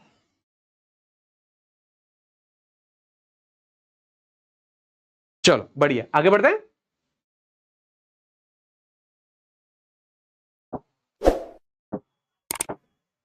Taurus-Alice theorem. तो अगर आपके पास एक वेसल है और वेसल के अंदर एक लिक्विड है और उसके इधर एक आप होल कर रहे हो, एक होल बना रहे हो, एक होल बना रहे हो, तो ऑब्वियसली यहां से पानी बाहर निकलेगा। तो कितने स्पीड से पानी बाहर निकलेगा? तो टॉरिस-एलिस थ्योरम, ये बर्नौली थ्योरम का एप्लीकेशन है बेसिकली।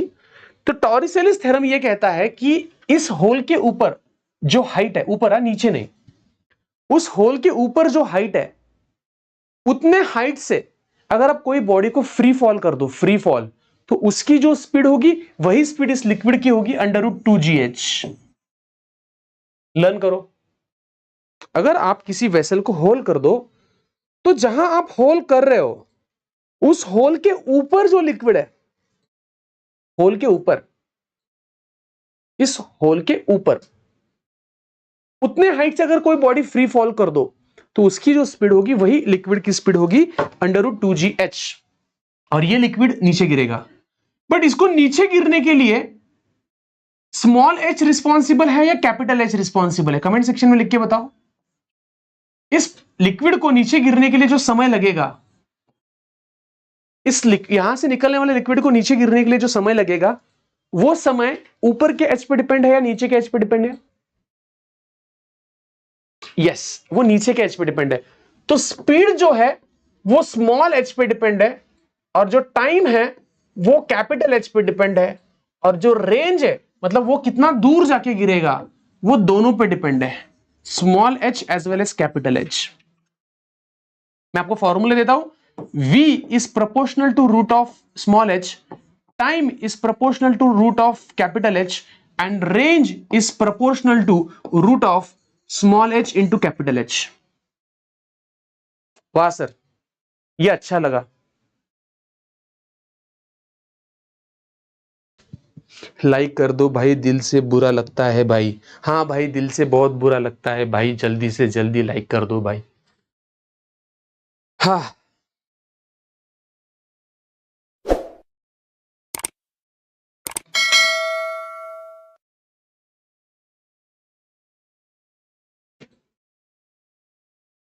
आई होप आपको जल्दी जल्दी समझ में आ रहा है।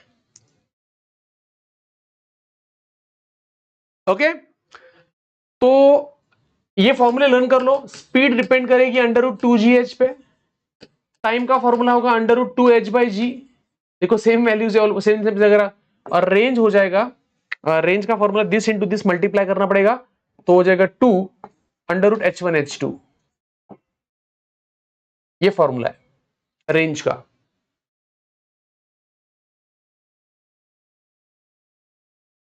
आप डाउट के लिए कहां रहते हैं? एवरी डे 11:30 ऑफिस में रहता हूं, और every day in the evening 5:30।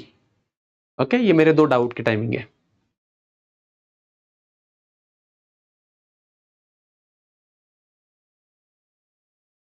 समझ में आ रहा है नहीं आ रहा है? कमेंट सेक्शन में बताओ मुझे जल्दी, आगे बढ़ू। चलो बहुत बढ़िया। अब मुझे बताओ, अगर फॉर एग्जाम्पल मैं क्वेश्चन देता हूं, देखते हैं कितने लोग कर पाते हैं। मेरे पास एक वेसल है, और वेसल में पानी है टोटल 26 सेंटीमीटर, और एक होल में कर रहा हूं, यहां पर एक होल में कर रहा हूं, यहां पर एक होल में कर रहा हूं, यहां पर ये होल मैंने कर दिया 12 सेंटीमीटर पे, ये होल मैंने कर दिया 18 सेंटीमीटर पे, और ये होल मैंने कर दिया 20 सेंटीमीटर पे। तो मुझे बताओ किस होल से पानी सबसे दूर जाएगा? किस होल से पानी सबसे दूर जाएगा? जो आंसर देगा उसको मिलेगा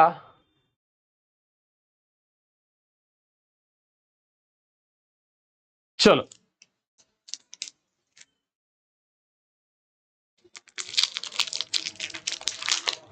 कौन से होल से पानी सबसे दूर जाएगा?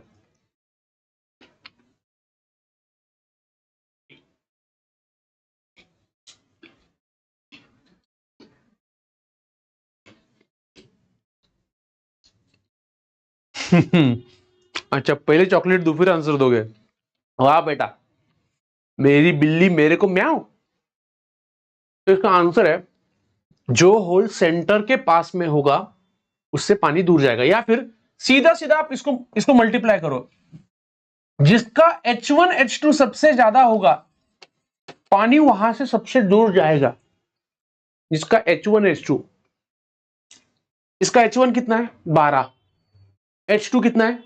26 में से 12 गए, तो 12 इंटू 26 में से 12 गए, कितनी होती? 14। इसका 12 इंटू 14, दूसरे का 18 इंटू 8, और तीसरे का 20 इंटू 6। मुझे बताओ इनमें से सबसे बड़ा मल्टीप्लीकेशन किसका है?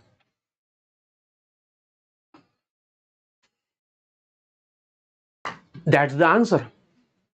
और अगर आपको मैक्सिमम चाहिए, मैक्सिमम, तो आपको बीचों बीच होल करना पड़ेगा, बीचों बीच। तो 26 का आधा कितना होता है? 13। 13 इसके लिए मैक्सिमम मिलेगा। और 13 के बाद सबसे पास में कौन है?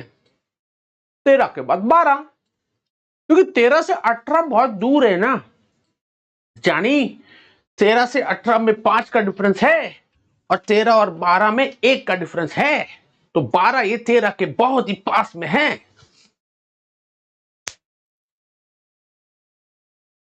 कितने लोगों का ये कॉन्सेप्ट क्लियर हो गया?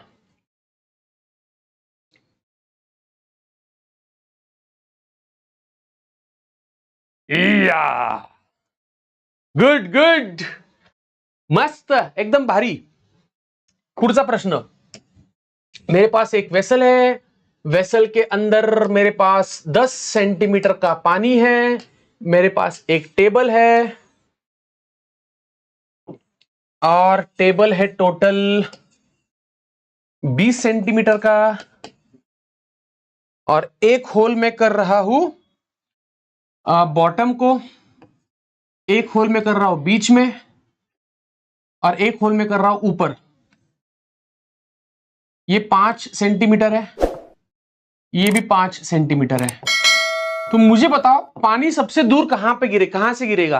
मतलब ए पे होल, ए होल से सबसे दूर गिरेगा, बी होल से पानी दूर गिरेगा, या सी होल से पानी दूर गिरेगा? बताओ जाने यहां पर क्या होने वाला है। Come on.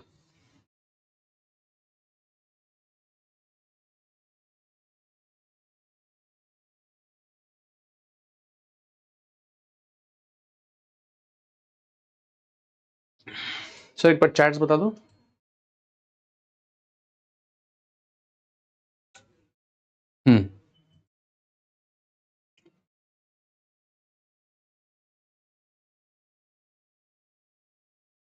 तो इसका आंसर है, सेंटर देखो 10 और 20 होते हैं 30 का आधा होता है 15। 15 के बाजू में सबसे बाजू पे कौन सा होल है? तो 15 के बाजू में है, देखो नहीं ये 20 पे है ना, ये होल 20 पे है, तो 15 के सबसे क्लोजेस्ट 20 वाला है, तो ए से सबसे दूर गिरेगा, बी से यहां पर गिरेगा, सी का यहीं पे गिरने वाला जगह पे, क्योंकि वो सबसे ऊपर है ना, वहां प्रेशर ही नहीं है कुछ, तो डायरेक्ट नीचे गिरेगा। तो इसका आंसर है ए। कितने लोग चकमा खा गए? अरे अरे अरे, तुम चॉकलेट खाने के लायकी के नहीं हो, तुम तो चकमा खाओगे।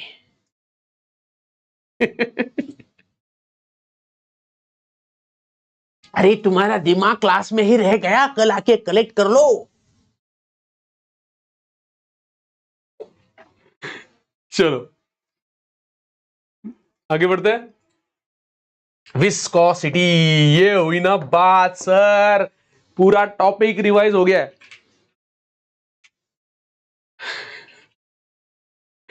तो विस्कोसिटी क्या है?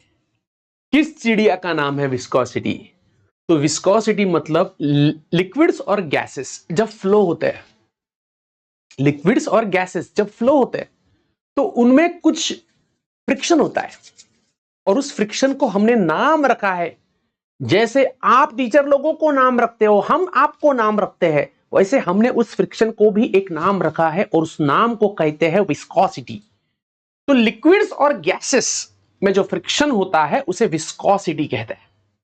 ओके, तो गैसेस की विस्कोसिटी हम पढ़ने नहीं वाले हैं, हम लिक्विड्स की विस्कोसिटी पढ़ने वाले। ये सिखाने से पहले मेरे को बताओ, प्रेशर बढ़ाने से विस्कोसिटी बढ़ती है या विस्कोसिटी कम होती है? अगर लिक्विड को मैं कंप्रेस कर रहा हूं, प्रेस कर रहा हूं, तो उसका फ्लो आसान होगा या मुश्किल होगा? विस्कोसिटी बढ़ेगी या कम होगी?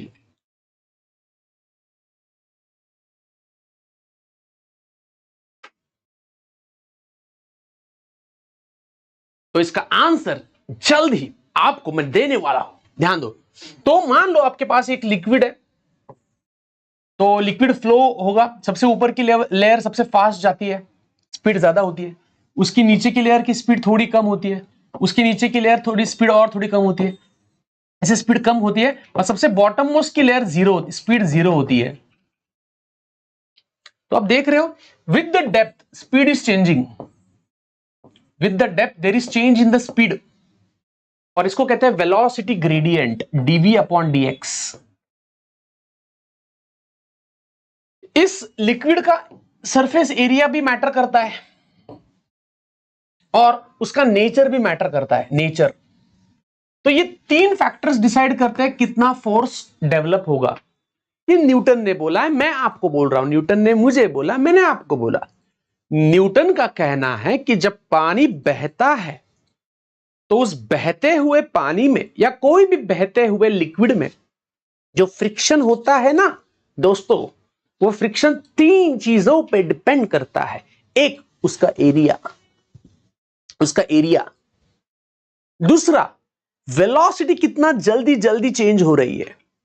अगर 1 सेंटीमीटर में एक लिक्विड में वेलोसिटी ज्यादा चेंज हो रही है और दूसरे लिक्विड में 1 सेंटीमीटर पे वेलोसिटी कम चेंज हो रही है, तो जिसमें ज्यादा चेंज हुई उसमें विस्कोसिटी ज्यादा। कॉमन सेंस है, ज्यादा स्पीड चेंज हो रही है मतलब ज्यादा विस्कस होगा, ज्यादा फ्रिक्शन होगा। ठीक है, ओके।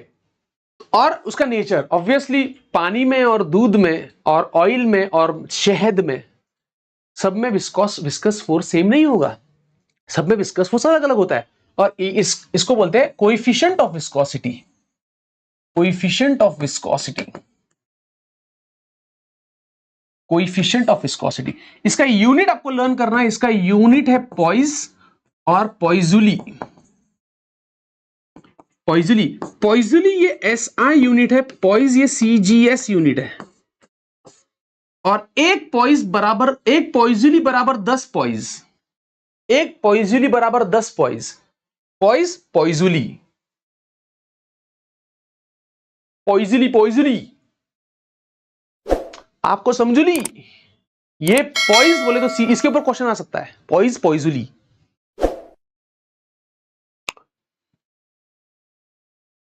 I hope.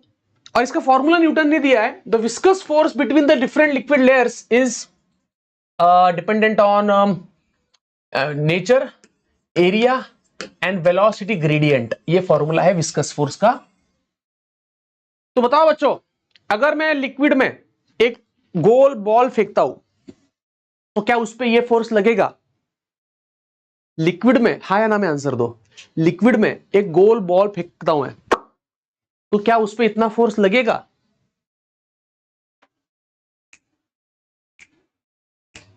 नहीं लगेगा, क्योंकि ये फोर्स वो नहीं है जो आप समझ रहे हो। ये लिक्विड के दो लिक्विड लेयर के बीच में का फोर्स है। ये जो फोर्स है वो दो लिक्विड लेयर का फोर्स है। एक आधी बॉडी अगर अपन ने डाल दी, एखादी बॉडी आपण टाकून दिली पाण्यामध्ये, तर तो जो फोर्स लागतो तो वेगळा असतो, तो अलग होता है। वो स्टोक्स लॉ से मिलता है, स्टोक्स थ्योरम से मिलता है। तो स्टोक्स थ्योरम क्या कहता है? हाँ अच्छा, वो सिखाने से पहले कुछ थ्योरी ये पढ़ लो। With increase in pressure, pressure बढ़ाने से viscosity of liquid except water increases. मतलब प्रेशर बढ़ाने से विस्कोसिटी बढ़ती है। while that in gases is practically independent of pressure, gases में कोई फर्क पड़ता नहीं है।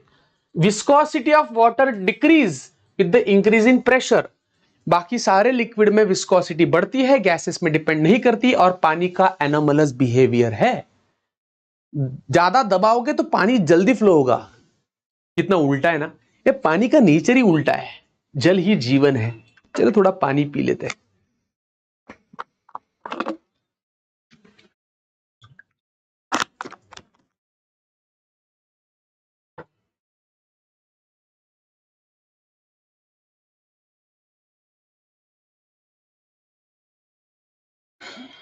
The cause of viscosity in liquid is the cohesive force. इसके ऊपर क्वेश्चन आ सकता है।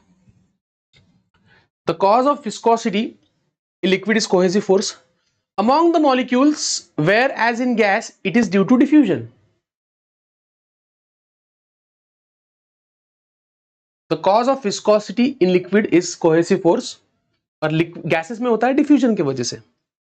Viscosity of gases increases with increase in temperature. Temperature बढ़ाने से viscosity बढ़ती है gases में, but liquid में decreases with temperature. लिक्विड में टेम्परेचर बढ़ाओगे तो विस्कोसिटी कम हो जाएगी, बट गैसेस में विस्कोसिटी बढ़ेगी क्योंकि डिफ्यूजन बढ़ेगा। इसका स्क्रीनशॉट ले लो रे, जल्दी से इसका स्क्रीनशॉट ले लो। कितने लोगों को ये पता था रे ऑलरेडी? हाँ, एक्सक्यूज मी, चलो बताओ मुझे।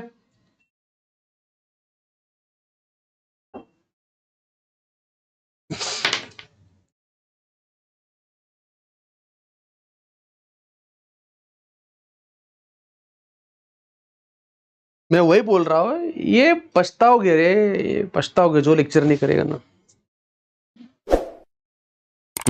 आगे बढ़ते हैं।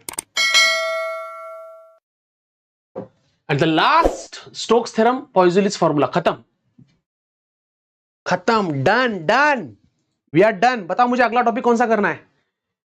चलो 100 लाइक के लिए एक बाकी है, जल्दी से एक लाइक ठोक दो, 100 लाइक्स हो जाएंगे फिर।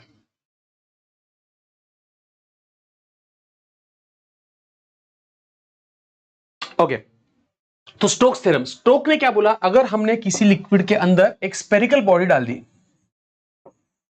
एक स्पेरिकल बॉडी डाल दी, तो वो नीचे एक्सेलरेट होगी क्योंकि ग्रेविटी उसको नीचे खींचेगी अगर उसकी डेंसिटी ज्यादा है तो जैसे जैसे वो नीचे जाएगा उसकी स्पीड बढ़ेगी, बट मीन वाइल उसके ऊपर रेजिस्टेंस फोर्स लगते रहेगा, रेजिस्टेंस फोर्स लगते रहेगा। अगर वो लिक्विड बॉडी इधर भी मूव होती फिर भी रेजिस्टेंस फोर्स पीछे लगेगा, और ये रेजिस्टेंस फोर्स जो होता है वो होता है, उसको भी विस्कस फोर्स ही कहते हैं, और ये फोर्स होता है 6 pi constant eta r v, 6 pi eta r v, where eta is the viscosity of liquid, r is the radius of the body and v is उसकी speed and f is the viscous force.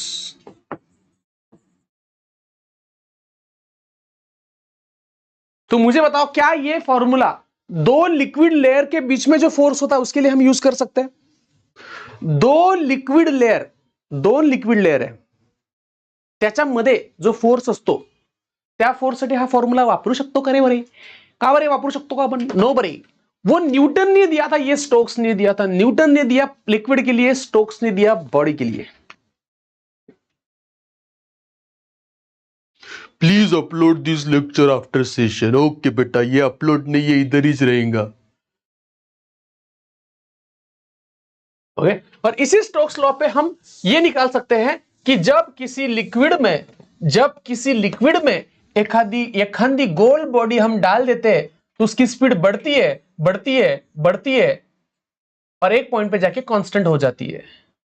उसको बोलते हैं terminal velocity, क्योंकि उस point पे जाने के बाद उसके ऊपर लगने वाला विस्कस फोर्स बहुत ही ज्यादा बढ़ जाता है।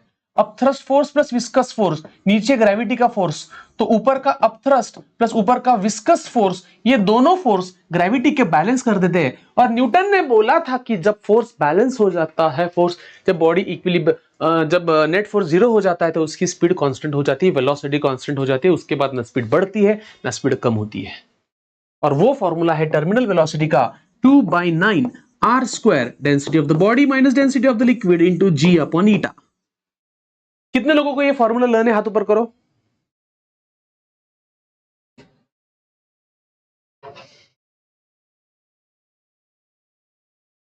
और आप में से कितने लोग ना स्टार्टिंग से लेक्चर देख रहे हैं? बताओ मुझे, हाथ ऊपर करो। पूरा स्टार्टिंग से किया भाई? दर्द कर रहा है हार्ट नहीं, हार्ट इधर होता है। नहीं, फिर क्या दर्द कर रहा है भाई इधर?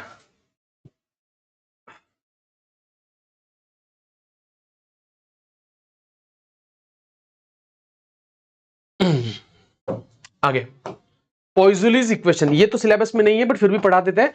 अगर आपके पास एक कैपिलरी ट्यूब है, कैपिलरी ट्यूब आपने देखी है कभी? कैपिलरी ट्यूब कितने लोगों ने देखी है कैपिलरी ट्यूब? वाह वाह वाह वाह वाह, छान छान। हा, बरेच लोकांनी लेक्चर बघितले आहे, आवडले आम्हास। कैपिलरी ट्यूब मतलब तुम्हारा रिफिल, जो बॉल पेन की रिफिल होती है ना, उतनी छोटी ट्यूब होती है, उसको कैपिलरी ट्यूब कहते हैं। ओके, उस कैपिलरी ट्यूब में से जब कोई लिक्विड फ्लो होता है तो सबसे पहले तो लिक्विड फ्लो करवाने के लिए हमें प्रेशर लगाना पड़ता है, प्रेशर डिफरेंस।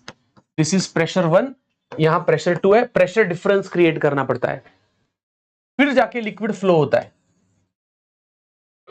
तो एक सेकेंड में कितना लिक्विड फ्लो होगा? एक सेकेंड में कितना लिक्विड फ्लो होगा? Dv upon d t, volume upon time.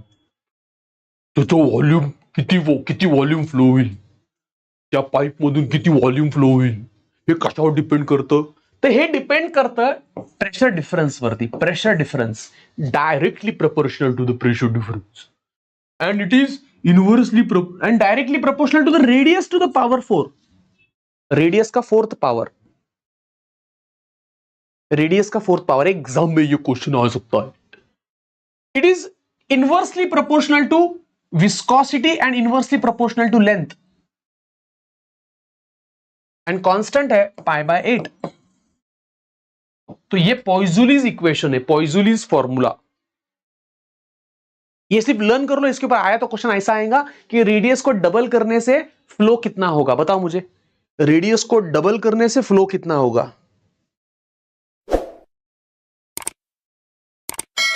तो रेडियस को डबल करने से 2 का फोर्थ पावर 16 गुना हो जाएगा फ्लो। अगर मेरे पास ये छोटा सा पाइप है और इसका रेडियस में डबल कर रहा हूं तो लिक्विड का फ्लो 16 गुना हो जाएगा।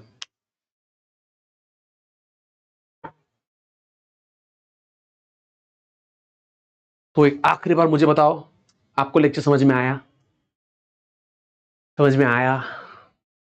पक्का? Yes, great.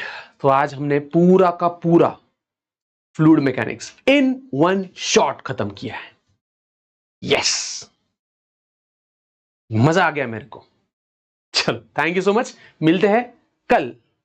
कल ही मिलेंगे एक नए टॉपिक के साथ, इसी समय नहीं, परसों के दिन मिलेंगे हम एक नए टॉपिक के साथ। बाय, टेक केयर, और पढ़ाई करते रहना और दुआ में याद रखना। चलो बाय।